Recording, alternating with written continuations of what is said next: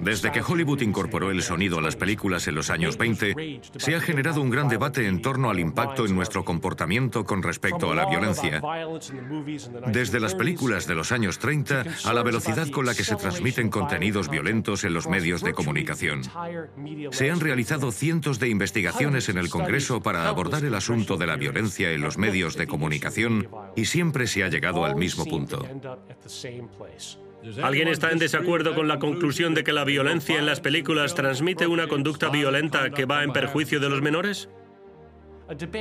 Existe un debate sobre si aquellos que están expuestos a la violencia emitida por los medios de comunicación son propensos a imitarla. Pero a lo largo de todo el debate hay una pregunta que prevalece. ¿Gira todo este asunto en torno a si imitamos todo lo que vemos? Y en caso de que así sea, ¿por qué la gran mayoría de los espectadores nunca han cometido un acto violento? Este documental se basa en el trabajo de un hombre que aborda esta cuestión desde un punto de vista más complicado.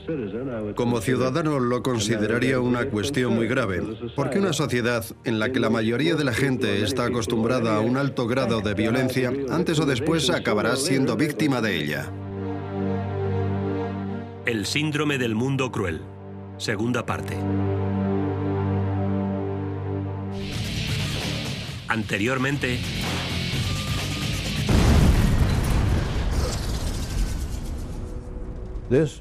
Se trata de una oleada de imágenes violentas que no ha tenido precedentes en la historia y que a menudo inunda todos los hogares con una brutalidad extrema y de una forma que hasta ahora el mundo no había contemplado. En la actualidad, los niños han visto 8.000 asesinatos en el momento en el que terminan la educación primaria y alrededor de 200.000 actos violentos cuando han alcanzado los 18 años.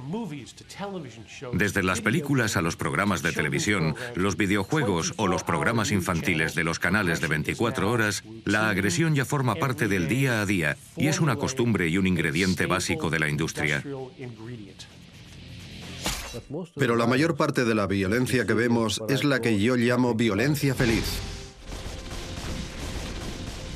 El doctor Armond Dorian se encargará de analizar las heridas causadas por los guerreros y sus armas. Este tipo va a ver cómo se le desparraman las tripas. Tiene que ser una violencia muy entretenida.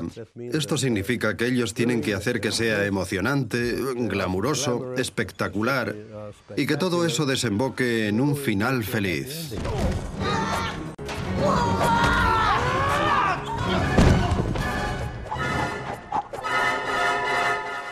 Pero llegados a este punto es cuando el gobierno rompe con toda la tradición. Este es un documento firmado por 6 de las más importantes organizaciones de salud pública, que dice que la violencia como entretenimiento está provocando comportamientos cada vez más agresivos en algunos niños.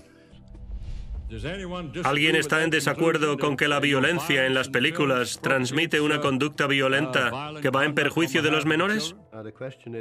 La pregunta es, ¿cómo mides el cultivo? Se trata de un problema que tuvimos que afrontar y resolver de la siguiente manera. Y lo que esta violencia provocaba en las mentes de los niños que acudían a los cines. De todas estas investigaciones, las más conocidas fueron los estudios de la Fundación Pain, que evidenciaban que el crimen y la violencia en las películas ejercía una influencia muy poderosa y duradera en los niños, sembrando las semillas de futuros trastornos nerviosos. Es a lo que llamamos el síndrome del mundo cruel. La pregunta es ¿por qué? Los estudios muestran de manera contundente que más de 2/3 de las personas que creen que el crimen es un problema a nivel personal dicen que se informan a través de la televisión. Este es el gran hallazgo de los análisis del cultivo, el establecimiento de una clara correlación entre la cantidad de información que consumimos y el grado de miedo que tenemos con respecto al mundo, un fenómeno que se ve con más claridad cuando analizamos la visión que tenemos con respecto a los demás, sobre todo con los que son diferentes de nosotros. La mayoría de nosotros vivimos la vida de manera aislada y no nos relacionamos con la gente de otros grupos sociales o de origen étnico diferente. La mayoría de lo que sabemos de las otras razas lo sabemos por la televisión y a través de esta obtenemos un tipo de información bastante peculiar.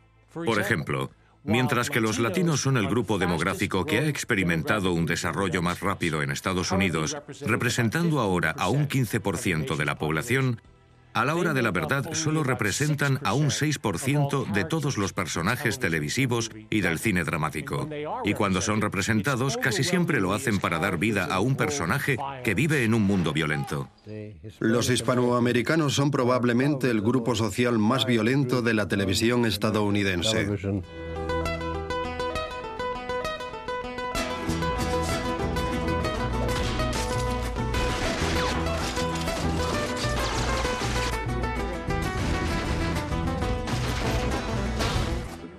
¿Puede quedarse quieto, por favor? A los latinos a menudo se les representa haciendo daño a otros o consiguiendo su justicia y su violencia blanca. Y en lo que conocemos como el mundo real no corren una suerte mejor.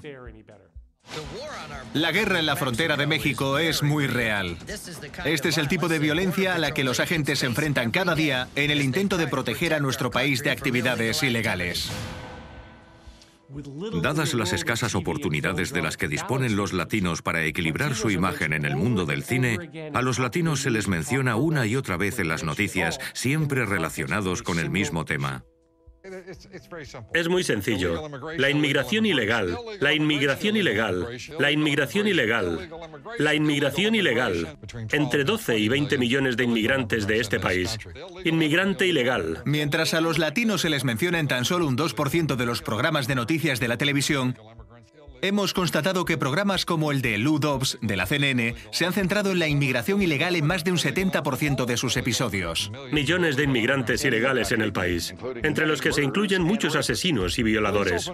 La policía disparó a 3 camiones que llevaban inmigrantes ilegales que intentaban pasar la frontera. Y tal y como podríamos esperar, estas representaciones desiguales tienden a provocar un efecto deshumanizador.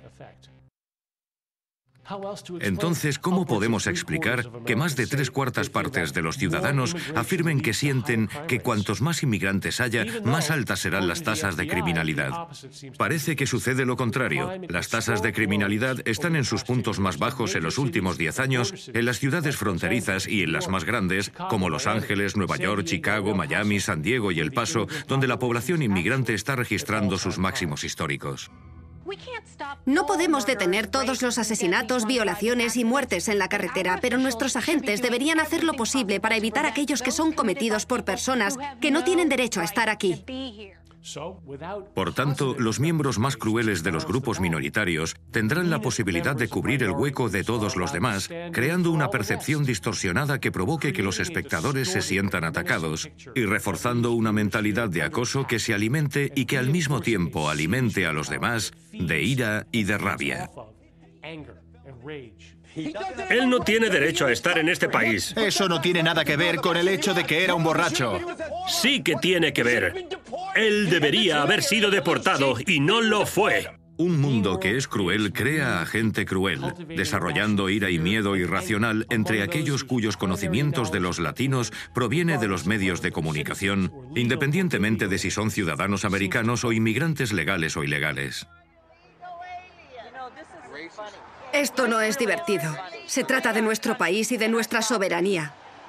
Esto no tiene nada que ver contigo. Tiene que ver con perder a nuestro país. Y no queremos que eso ocurra. Vosotros lo estáis destruyendo. ¿De dónde eres, chico? Soy de Jalisco, México. Vuélvete a México, cobarde. ¿Soy yo el cobarde? ¿Cómo es que soy el cobarde? Estoy aquí por cuenta propia. ¿Estoy rodeado y soy un cobarde? ¿Qué ocurriría si nosotros fuéramos con los de tu grupo? Tú eres el cobarde. Vienes aquí a vivir a cuenta de este país. ¿Por qué no te marchas y arreglas tu propio país? No tienes valor, ¿verdad? ¡Lárgate a México!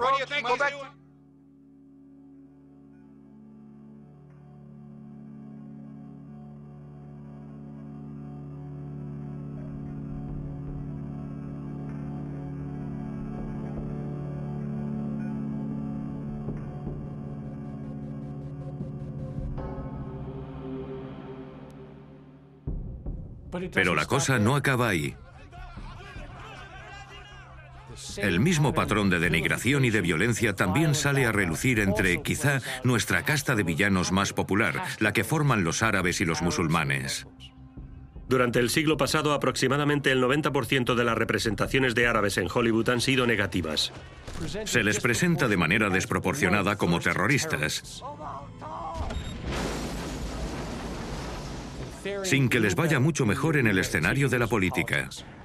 Temo que en el siglo que viene pueda haber más musulmanes en los Estados Unidos si no adoptamos políticas de inmigración estrictas. A los musulmanes se les vincula con la violencia y el terror. Llamando a los musulmanes a que ataquen las embajadas estadounidenses y las de sus aliados. El FBI está investigando a una red de terroristas musulmanes en el área de Washington.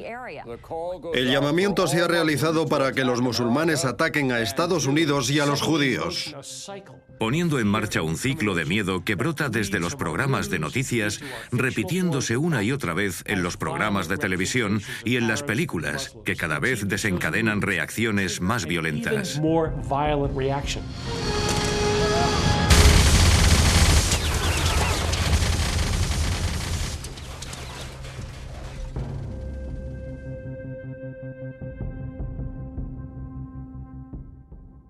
Incluyendo la creciente popularidad de la tortura como una parte del entretenimiento nocturno.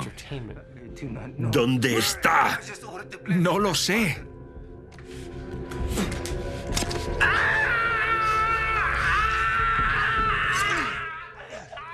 Una reacción violenta y negativa que también parece haberse extrapolado al mundo real. El 48% de los estadounidenses cree que torturar a presuntos terroristas a veces está justificado.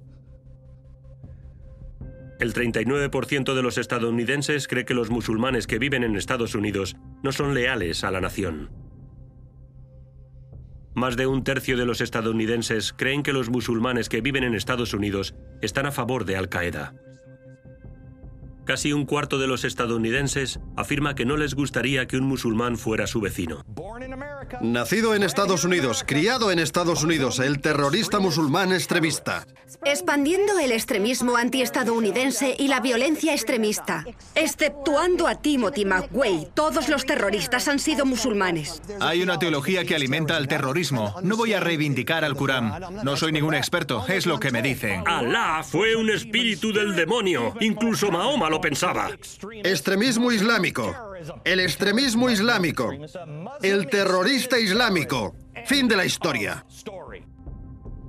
Conforme la atención a las noticias de la televisión aumenta, el número de personas que apoya las restricciones a los musulmanes estadounidenses aumenta en casi un 50%. La cuestión aquí es que este tipo de miedo parece que no está tan basado en la relación que tenemos con esas personas, sino en nuestra relación con los medios de comunicación, una relación que se vuelve complicada aún con los afroamericanos. Con los afroamericanos la situación es diferente. Se trata de un grupo que ha conseguido reconocimiento gracias a la televisión, en el sentido de que han conseguido enganchar a la gente a través de la televisión. Los afroamericanos representan el 14% de todos los que aparecen en televisión, que es una cifra muy cercana a la población real, pero su representación es muy peculiar. Esta bacteria es única. Tiene la habilidad de que puede ser ingerida por las células sanas del sistema inmune, los fagocitos. Curiosamente, ellos son los más sanos, los más ricos, los que tienen más éxito. Son los de clase media en general, dando la impresión de que no tienen ningún problema y que tienen mucho éxito. Es como si dijeras, ya ves que el problema no existe, ya no existe el problema racial. El cambio llega cuando los afroamericanos aparecen en las noticias. Esta noche, 2 hombres han sido enviados a prisión por violar a una mujer. Tiene un amplio historial de arrestos violentos. Disparó más de 12 veces mientras intentaba escapar de las autoridades. La policía está tras la pista del presunto sospechoso. Sanders fue uno de los 4 hombres arrestados por atacar a una mujer. Al animal se le tuvo que practicar cirugía después de que dijeran que un sospechoso lo acuchilló. Un hombre afroamericano es 2 veces más propenso a que le vinculen con el crimen, las drogas y la violencia. Esa es la realidad. Los telespectadores que ven con mayor frecuencia las noticias son más propensos a percibir a los de raza negra como violentos de forma generalizada. En realidad, los blancos son 4,7 veces más propensos a ser víctimas de otra persona blanca antes que de una persona negra.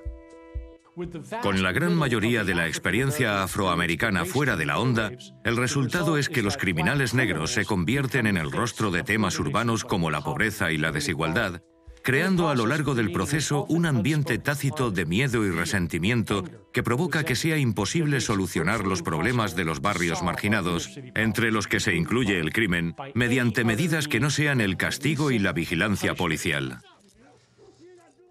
Si, por un lado, existe esta imagen destacada de que los afroamericanos pueden dar la impresión a algunos de que hemos llegado a derrotar a los asuntos de desigualdad, entonces cuando los negros salgan del círculo será algo ingrato y por tanto merecerán un castigo más severo. Por tanto, si hablamos de los negros y los latinos como criminales violentos o de los árabes y los musulmanes como extremistas y terroristas, lo que más le preocupaba a Gepner era cómo esa visión basada en el miedo irracional hacia los demás podía hacer a la gente, y cito sus palabras, más dependientes, llegando al punto de dar la bienvenida a la represión si eso les permite aliviar sus inseguridades. Tenemos que proteger a nuestra gente de los asesinos que alberga nuestra sociedad. La única cosa que podemos hacer es coger a estas personas y meterlas en la cárcel. La consecuencia política es que si aumentas el nivel de la inseguridad de la gente en una población grande, probablemente pedirán más protección. Los candidatos compiten entre ellos como si abogaran por las sentencias más duras. Los demócratas y los republicanos tienen que tomar la precaución de no entrar en una guerra con respecto al crimen. Si comete 2 fallos se le echa y 1.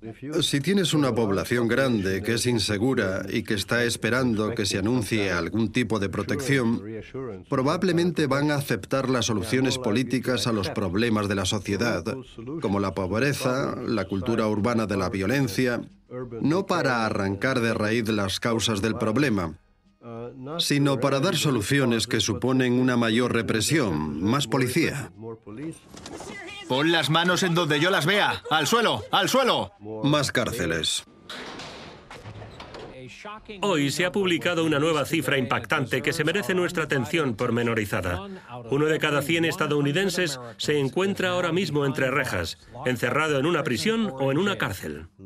Sentencias más largas y más severas, más ejecuciones, un barbarismo medieval que ningún otro país civilizado en el mundo se plantearía nunca. No está tan lejos como crees. Con el tiempo y gracias a la tecnología, los científicos dicen que en el futuro se podrían construir prisiones espaciales. Se trata de una de las ideas que se están discutiendo por los expertos en criminología de Estados Unidos que están planeando el futuro.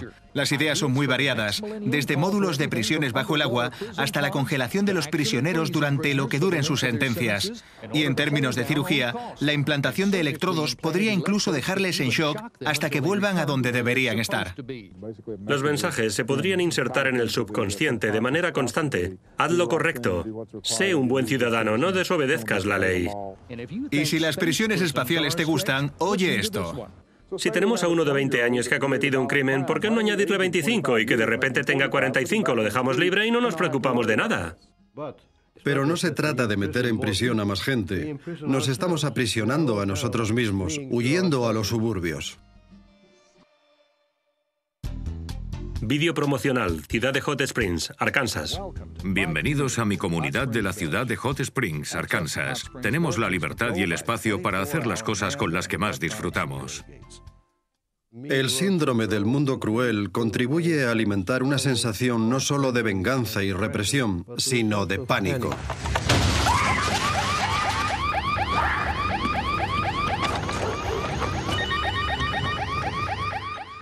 Hola. Soy Chris de seguridad. ¿Se encuentra bien? Han intentado colarse en casa, se han asustado y se han ido. ¿Está sola? Sí, mis padres se acaban de ir. Estamos ante otro elemento del síndrome del mundo cruel. Un tipo de inseguridad que nos hace que sea muy difícil dirigir nuestros problemas hacia otras vías, que no sean el miedo. Necesito ayuda.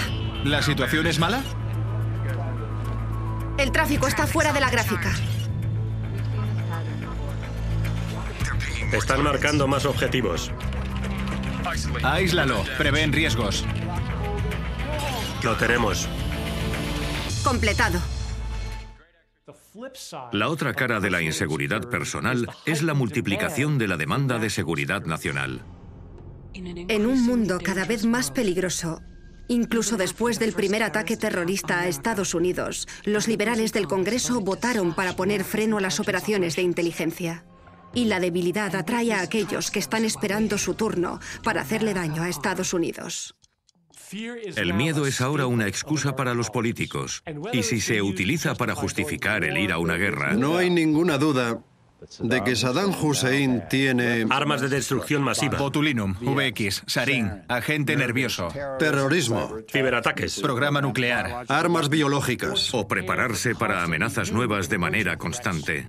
Este es el epicentro del extremismo violento practicado por Al-Qaeda. Esto no es un peligro sin importancia, no es una amenaza hipotética. La cuestión de todo esto, cuando miramos al escenario político, es si estas imágenes de un mundo cruel que gira de manera descontrolada, amenazándonos a todos en cada giro, han contribuido a crear una sensación de miedo que sea capaz de soterrar nuestra habilidad de pensar con claridad, más allá de una preocupación razonable por la seguridad y de la necesidad de defendernos.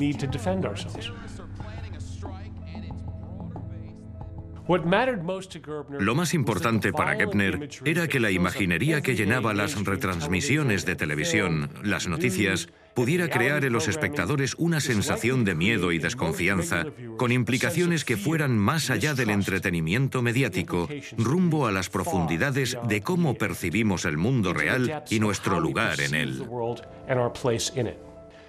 Desde las películas de Hollywood a los dramas, pasando por los programas para niños y los videojuegos, yendo a los programas de realidad y al corazón de la cultura de las noticias que vemos, lo que preocupaba más a Gebner sobre la violencia en los medios no era tanto su apreciable cantidad, ni tampoco por qué la violencia en los medios provocaba violencia en el mundo real. Le preocupaba más saber cómo funcionaba todo este entramado para formar una cultura en sí misma. Una cultura basada en la crueldad, que ha normalizado y ha dejado la visión distorsionada de un mundo irracional y peligroso que nos vuelve menos sensibles, nos convierte en menos compasivos, incluso cuando nos hace sentir más vulnerables. Y que gastar tiempo viviendo en este mundo de la televisión provoca en los espectadores más asiduos una sensación de ansiedad, ira y miedo en completa desproporción con la realidad. Al final de todo, el trabajo de George Gebner nos obliga a confrontar el significado de este mundo mediatizado y nos hace preguntarnos, ¿por qué hemos permitido que tanto el poder cultural y las influencias caigan en las manos de una serie de intereses comerciales? De hecho, la narración de las historias y el desarrollo de una percepción sobre quiénes somos y sobre cómo es el mundo han sido siempre el principal moldeador del comportamiento humano. El nuevo objetivo, entonces, es intentar diseñar un sistema mediático, un sistema basado en la cultura, que nos dirija a una cuestión de cómo podemos crear un entorno para nuestros hijos, que esté formado por historias y por todas las influencias sociales en las que ellos crezcan. Sería más justo, más equilibrado, más limpio y mucho menos dañino que el mundo en el que vivimos en la actualidad.